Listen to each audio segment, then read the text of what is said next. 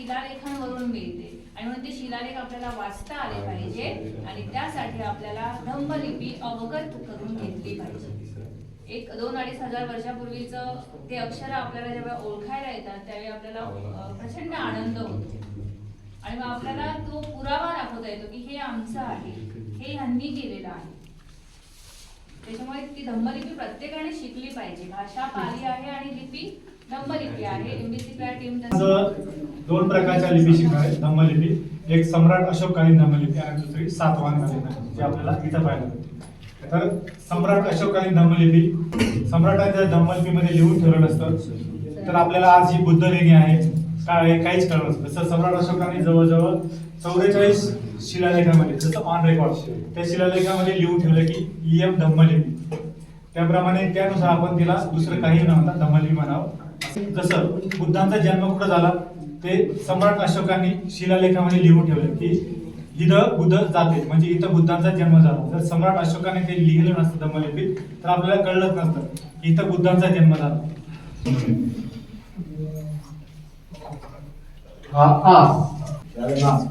त्यानंतर ई, हा दुसरा ई, छोटी राऊंड असते.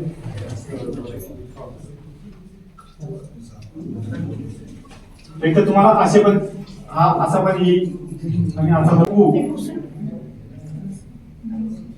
हा ऊ, हा दुसरा वाला हा ऊ, आणि नंतर हा ए.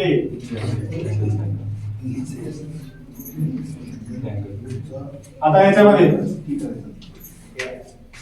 सम्राट अशोककालीन धम्मलिपीमध्ये हा ई म्हणजे ट्रायंगल असतो आणि सातवाहनकालीन मध्ये हा जो कोण जोडतील तर ते गोलाकाराचे जोडतील.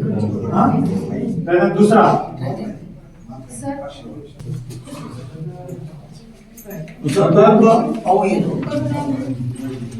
बरोबर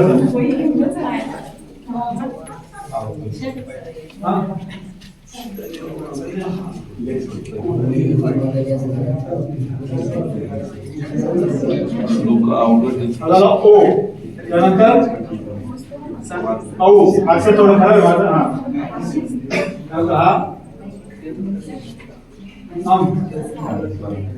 हा जो अनुस्वार आहे तर अनुस्वार आपल्याला खाली किंवा वरती पण पाहायला भेटत वेगवेगळे प्रकार. आता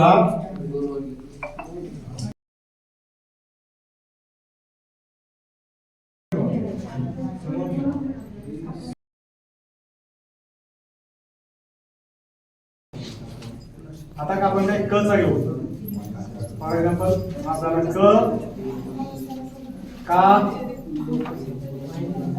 पहिली विलांटी को को. हा आता क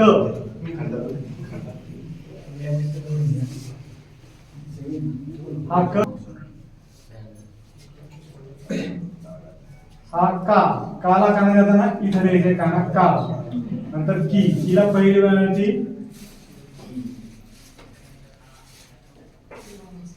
देताना आपण डाव्या साईडला झुकणार आधी. यस इंग्रजी यस अक्षरासाठी. काही ठिकाणी तुम्हाला हा असा पाहायला भेटेल. देताना हा गोलाकार भाग काढायचा नाही. हा पहिला, नंतर हा दुसरा, हा के कई गो गौ कम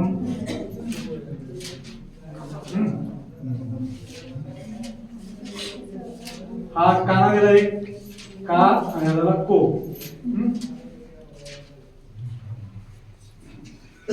एक काना दोन मात्रे कौ कम आणि का.